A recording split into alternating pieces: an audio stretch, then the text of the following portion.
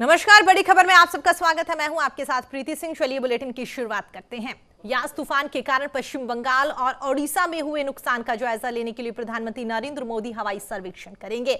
हवाई सर्वेक्षण के दौरान प्रधानमंत्री नरेंद्र मोदी जायजा लेंगे कि यास तूफान के कारण राज्य को कितना नुकसान यहां पर झेलना पड़ा है। सर्वेक्षण के बाद में प्रधानमंत्री नरेंद्र मोदी दोनों राज्यों के मुख्यमंत्रियों के साथ में समीक्षा बैठक भी करेंगे। पीएम मोदी सबसे पहले ओडिशा पहुंचकर प्रभावित इलाकों का सर्वे करेंगे। प्रधानमंत्री मोदी ओडिशा की राजधानी भुवनेश्वर में एक समीक्षा बैठक भी करेंगे, जिसके बाद में वो ओडिशा के बालासोर और साथ ही भद्रक जिले में भी, उसके बाद में पश्चिम बंगाल के पूर्वी मिदनापुर जिलों के प्रभावित इलाकों का हवाई सर्वेक्षण करते हुए दिखाई देंगे। दिल्ली लौटने से पहले प्रधानमंत्री नरेंद्र मोदी पश्चिम बंगाल के कराईगुंडा में समीक्षा बैठक करेंगे और इस दौरान जानने की कोशिश करेंगे कि चक्रवाती तूफान यास से राज्य को कितना नुकसान पहुंचा है।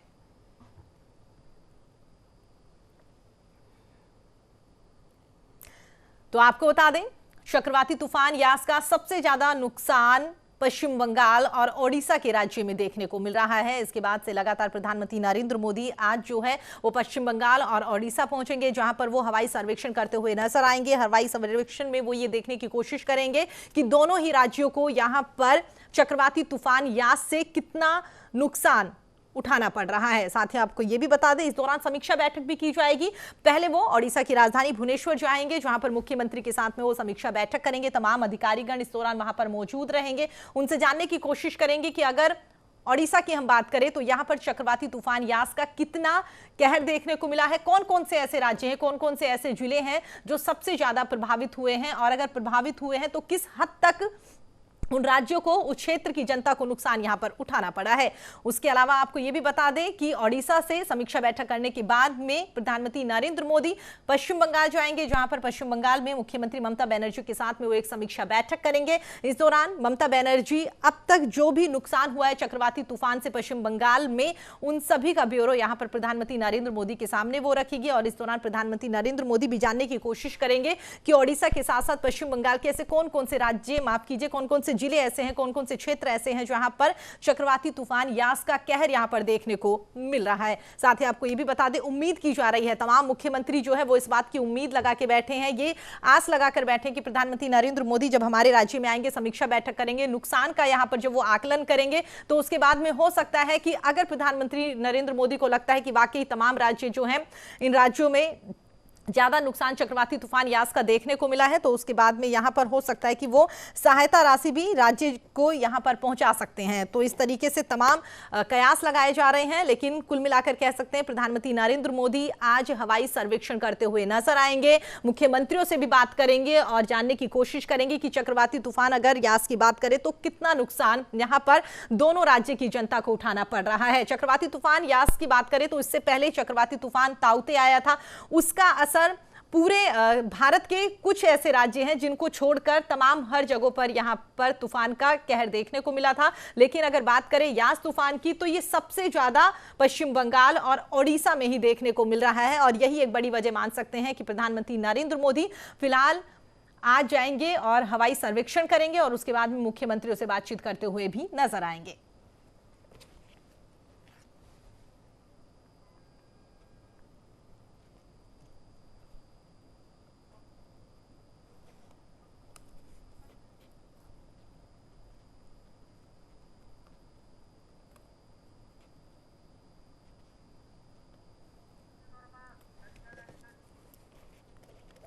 चलिए आगे बढ़ते हैं। तो आपको बता दें, यूपी से resident editor doctor Chandra Sen हमारे साथ जुड़ गए हैं। डॉक्टर चंद्र सेन, जिस तरीके से कह सकते हैं कि प्रधानमंत्री नरेंद्र मोदी हवाई सर्वेक्षण अमूमन वो करते हैं जब भी इस तरह की कोई भी आपदा देखने को मिलती है, और अब चक्रवाती तूफान यास का सबसे ज्यादा कहर जो है वो ओडिशा और पश्चिम बंगाल में देखने को मिल रहा है। यही एक बड़ी वजह मान सकते हैं कि प्रधानमंत्री नरेंद्र मोदी दोनों राज्यों के मुख्यमंत्रियों से बातचीत करेंगे, हवाई सर्वेक्षण करेंगे और जानने की कोशिश करेंगे कि कितना नुकसान इस दौरान यहां पर देखने को हुआ है।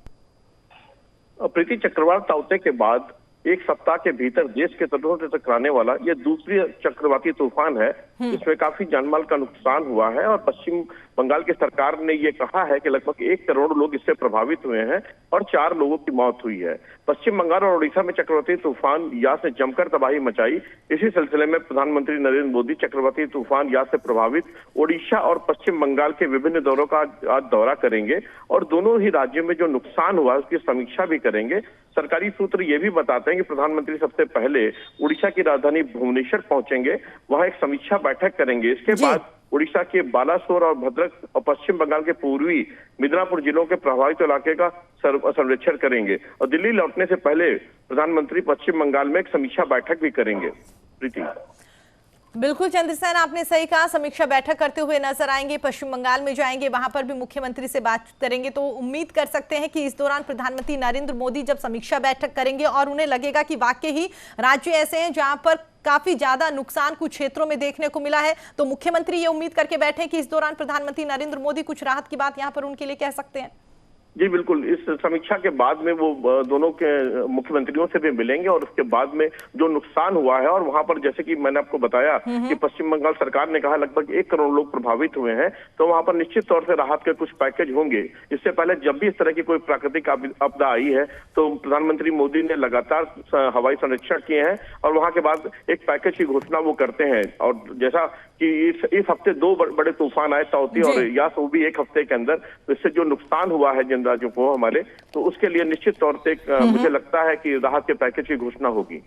हाल फिलहाल में चंद्रसेन जो ताउते तूफान देखने को मिला था, उसके बाद में प्रधानमंत्री नरेंद्र मोदी गुजरात का हवाई सर्वेक्षण करते हुए नजर आए थे और इस बात को लेकर तमाम विपक्षी पार्टियों की ओर से कहा गया था कि और भी तो बहुत सारे ऐसे राज्य हैं जहां पर ताउते तूफान का कहर देखने को मिला है, लेकिन प्रधानमंत्री नरेंद्र मोदी गुजरात ही हवाई सर्वेक्षण करने के लिए क्यों गए, ये एक बड़ा सवाल था। और उसके बाद में अब कह सकते हैं कि उसी सवाल का जवाब देने के लिए प्रधानमंत्री नरेंद्र मोदी दोनों राज्यों के मुख्यमंत्रियों के साथ में आज बातचीत करते हुए नजर आएंगे। चंद्रसेन, प्रीति, देखिए, प्रधानमंत्री का पद जो होता है वो देश के मुखिया हैं और वो उनके लिए सभी राज्य एक जैसे होते हैं और विपक्ष का ये काम होता है कि वो सरकार की आलोचना करे। वो कुछ भी सरकार कोई भी काम करती है, कोई भी सरकार होती है, तो आलोचना करना विपक्ष का काम होता है। और प्रधानमंत्री जब भी कोई प्राकृतिक आपदा इस तरह की आई है तो सभी राज्यों के लिए उन्होंने इस तरह की कार्रवाई की है, वहां का निरीक्षण किया है, वहां के लोगों से बात करी है और एक राहत पैकेज की बात करी है। चलिए चंद्रसेन, हमारे साथ जुड़ने के लिए, बातचीत करने के लिए आपका बहुत बहुत धन्यवाद। तो आपको बता दें, हमारे साथ रेजिडेंट एडिटर यूपी से डॉक्टर चंद्रसेन हमारे साथ जुड़े हुए थे। जिस तरीके से उन्होंने बताया, प्रधानमंत्री नरेंद्र मोदी जो है वो पूरे देश के पीएम हैं और उनकी रिस्पॉन्सिबिलिटी बनती है कि देश में अगर किसी भी राज्य में इस तरह की कोई भी प्राकृतिक आपदा देखने को मिलती है तो वो वहां पर जाए, वहां के मुख्यमंत्रियों से, अधिकारियों से बातचीत करें और जो भी इस दौरान राहत पीएम की ओर से दी जा सकती है वो यहां पर देते हुए नजर आए। सुप्रीम कोर्ट आज उस याचिका पर सुनवाई करेगा जिसमें कोरोना के मामलों में बढ़ोतरी के मद्देनजर 12वीं के बोर्ड एग्जाम रद्द करने की मांग की गई है। अधिवक्ता ममता शर्मा की ओर से दाखिल याचिका में मांग की गई है कि तय समय सीमा के भीतर 12वीं के लिए ऑब्जेक्टिव मेथड पर आधारित नतीजों की घोषणा होनी चाहिए। इसके साथ ही याचिका में कहा गया है कि कोरोना की वजह से 12वीं के बोर्ड एग्जाम सुरक्षित तरीके से करा पाना संभव नहीं है, इसलिए एग्जाम को रद्द कर देना चाहिए। इस याचिका में सीबीएसई और साथ ही आईसीएसई के पक्षकार बनाया गया है और 12वीं बोर्ड की परीक्षा रद्द करने की मांग की गई है। इसके साथ ही याचिका में यह भी कहा गया है कि कोरोना महामारी की वजह से ऑनलाइन या फिर ऑफलाइन तरीके से परीक्षा करा पाना संभव नहीं है। नतीजों में देरी की वजह से विदेशी यूनिवर्सिटीज में एडमिशन लेने वाले छात्रों को नुकसान भी होगा, इसलिए ऑब्जेक्टिव मेथड के जरिए नतीजों की घोषणा की जानी चाहिए।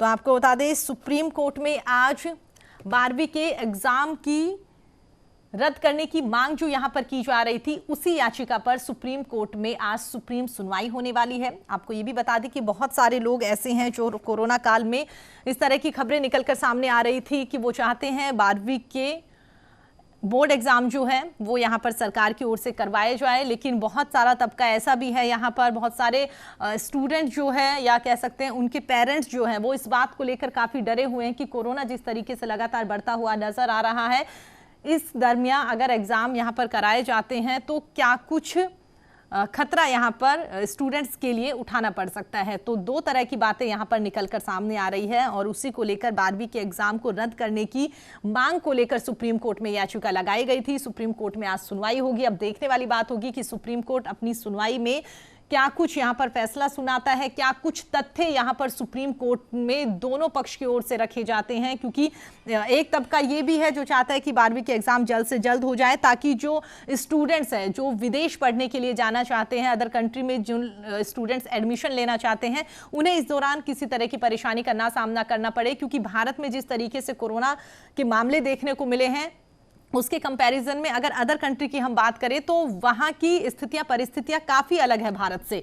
तो इस वजह से बहुत सारे स्टूडेंट जो हैं उनमें इस बात को लेकर डर भी है कि अगर एग्जाम सही टाइम पे हमारे नहीं होते हैं, सही टाइम पे हमें रिजल्ट नहीं मिल पाता, तो जो दूसरे देशों में जाके पढ़ाई करने की तैयारियां वो लोग काफी दिनों से कर रहे थे, वो तैयारी यहां पर उनकी छूटती हुई नजर आ जाएगी।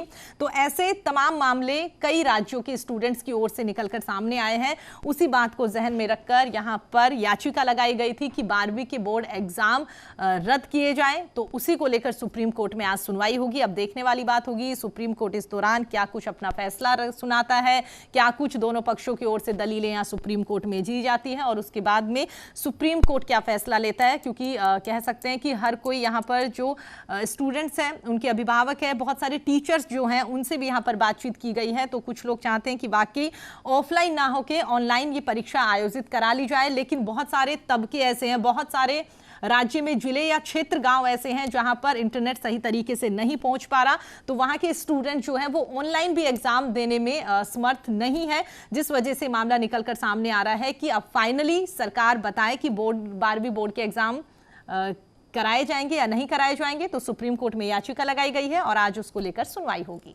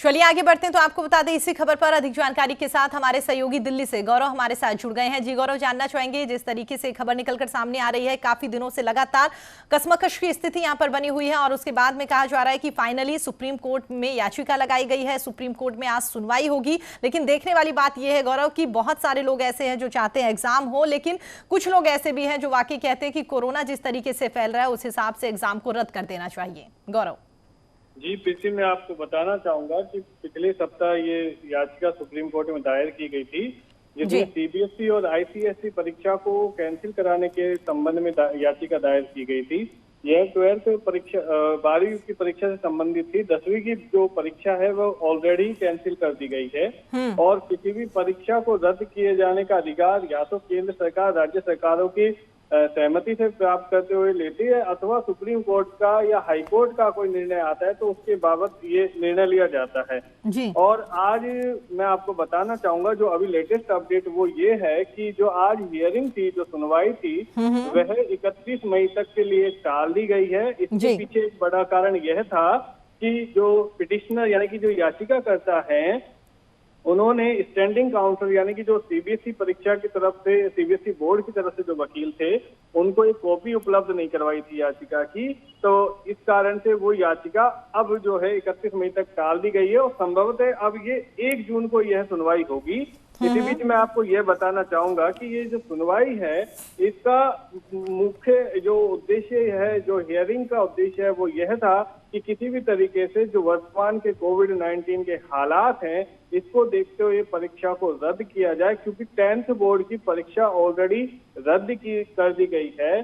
7,000 के करीब अभिभावक हैं, उन्होंने अपनी ये याचिका एक तरीके से सुप्रीम कोर्ट में पेश की थी और इसके अलावा 300 जो अलग अलग संगठन के जुड़े लोग हैं, उन्होंने भी इस बात को लेकर बात उठाई थी, मांग उठाई थी कि ये परीक्षाएं रद्द हो जाएं। जी। इसके अलावा कुछ लोगों की ओर से कहा जा रहा है कि ऑब्जेक्टिव मेथड के आधार पर यहाँ परिणाम घोषित किया जाए, उसके बारे में जानना चाहेंगे गौरव।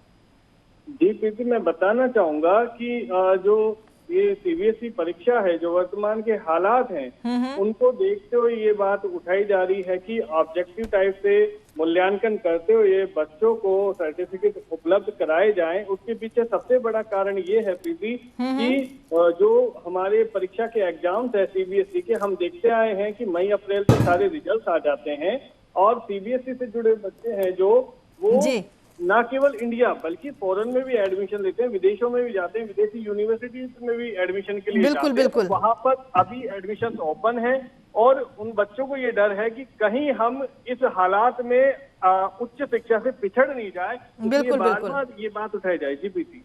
चलिए गौरव, हमारे साथ जुड़ने के लिए और तमाम जानकारी हमारे साथ साझा करने के लिए आपका बहुत बहुत धन्यवाद।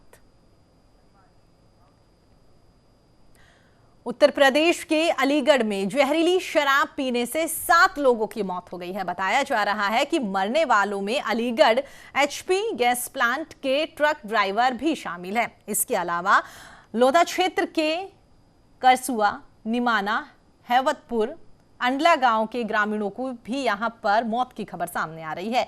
अभी स्थानीय अस्पताल के कई लोगों का गंभीर हालत में उपचार भी चल रहा है। वहीं इस मामले में सीएम योगी आदित्यनाथ का रिएक्शन भी सामने आया है। उन्होंने अलीगढ़ के अधिकारियों से यहां पर बात करके पीड़ितों की मदद करने के निर्देश दिए हैं। साथ ही मामले में आरोपियों पर एनएसए लगाने का आदेश दिया है। इस बीच में अलीगढ़ के गांव में जहरीली शराब से मौत के बाद में दहशत का माहौल है। इसके साथ ही लोगों में गुस्सा भी है, लोग आक्रोशित हैं। अलीगढ़ के जिलाधिकारी ने कहा है कि अभी तक 7 लोगों की मौत की पुष्टि हुई है। फिलहाल मामले की जांच चल रही है। जांच में जो भी निकलकर सामने आएगा उसी के आधार पर पुलिस की ओर से आगे कार्यवाही की जाएगी। सिर्फ 5 लोगों की, मैं रवि प्रधान से बात करके आ रहा हूँ। 2 ट्रक ड्राइवर की डेथ हुई है और 3 आदमी की डेथ हुई है और आस पड़ोस के एक गांव की ओर बताई गई है, उसकी भी पुष्टि हम करा रहे हैं। बाकी मंडला में कोई नहीं है, एक डेथ की बात है और उसका पोस्टमार्टम हो रहा है। पोस्टमार्टम में पता चल जाएगा कि टोटल कितनी डेथ है। टोटल हमारे जो संज्ञान में है 8 और 1 गाँव में 6 और 1 7 जो है हमारे 7 है, जिसमें अभी 2 की पुष्टि बिना पोस्टमार्टम से नहीं हो सकती। सिर्फ परसुआ और एक ही ठेकेदार की दुकानें दोनों थी। ये जो अंडला में भी थी इसकी दुकान और परसुआ में भी एक ही व्यक्ति की थी।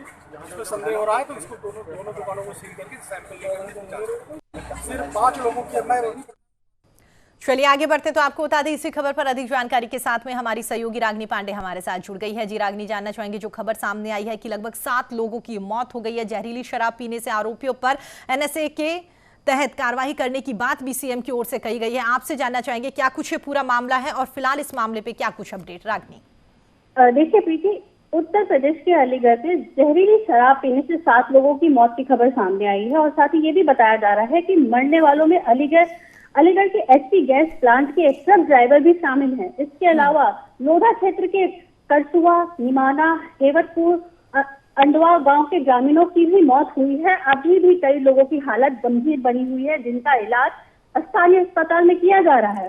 और इसी बीच अलीगढ़ के गांव में जहरीली शराब से मौत के बाद दहशत का माहौल है। इसके साथ ही लोगों में भी गुस्सा भी है। और प्रीति, मैं आपको ये भी बताना चाहूंगी कि ये पहला मामला नहीं है जब बिल्कुल जहरीली शराब पीने से लोगों की मौत हुई है।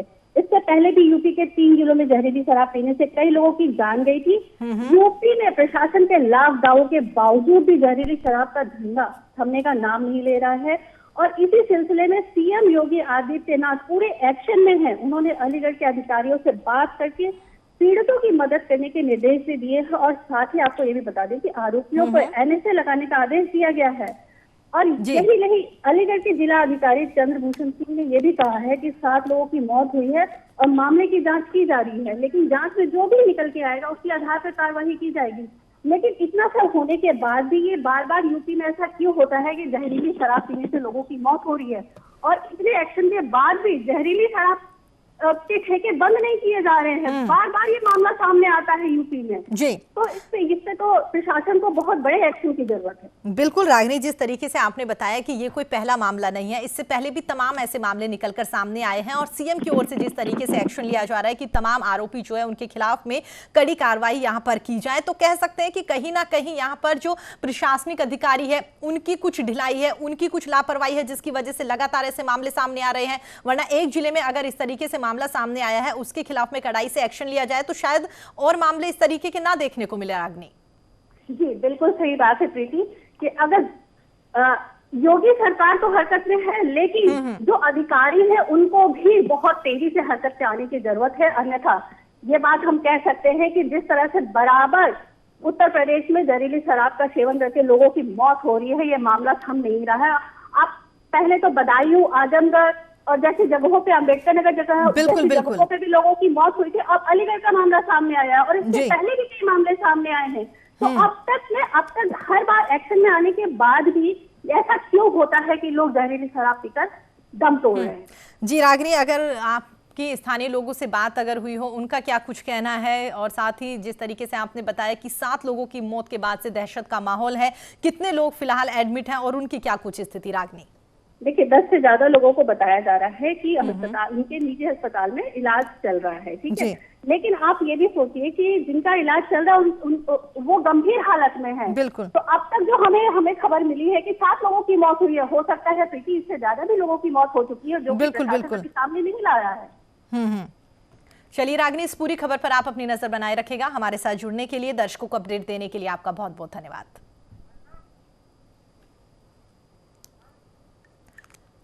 चलिए फिलहाल बड़ी खबर में इतना ही। देश और दुनिया की तमाम खबरों के लिए देखते रहिए न्यूज़ इंडिया।